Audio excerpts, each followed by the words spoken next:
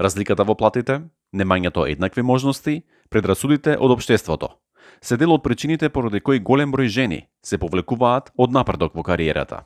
Така сметаат наши менаџерки кои внесуваат нови насоки на македонската бизнис сцена. За истата работа, на иста позиција, со иста наобразба и исто искуство, жените дури некогаш и за подобро извршување, подобар квалитет, зимаат дури можеби помала плата од мажите. Филомена Пљаковска-Аспровска е начело на успешна компанија. Таа беше прогласена и за менаџерка на годината. Вели дека компании кои на раководните места имаат жени, покажале 25% поголем успех. На сите треба да им бидат овозможени исти услови за работа. Тоа значи дека треба да имаат исти плати за исти извршувања, ист пристап до бенефиции, дали се тоа обуки, награди и слично, бидејќи само на тој начин вработените ќе бидат подеднакво мотивирани за да го дадат најдоброто од себе и наградени за учинокот.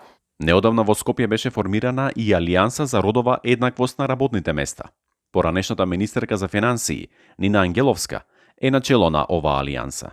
Има за цел практично да им даде да представи една платформа која што ќе им даде водачка улога на самите компании, да ја промовираат родовата еднаквост преку успешни примери, преку споделување на нивните искуства и преку заедничка контрибуција и придонос за напредок на ова поле.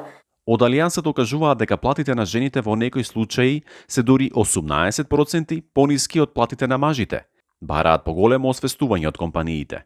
Недоволната застапеност на жените во економијата представува загуба за економиите за бруто домашниот производ, така и недоволната застапеност на жените на водечки позиции и во компаниите и на менаџерски позиции во сите нивоа, особено нивоа на одлучување, представува потенцијално загубени профити за и раст за компаниите. Родовата еднаквост и потребата за еднакви можности беше една од темите и на неодамнешниот Преспа форум. Таму беше истакнато дека во парламентарните состави ни светот жените се само 26%. Advancing gender equality and women's meaningful participation in public life is both the right thing to do and the smart thing to do. We agree. Според Ангеловска, политиката на еднакви квоти може да биде едно од решенијата.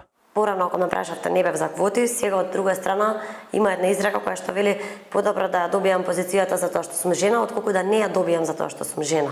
Од Министерството за труд и социјала посочуваат на стратегијата за родова еднаквост 2022-2027. Таа е во собраниска процедура и очекуваат со оваа стратегија да се овозможи економско јакнање на жените. Советот од менаџерките пак е многу јасен.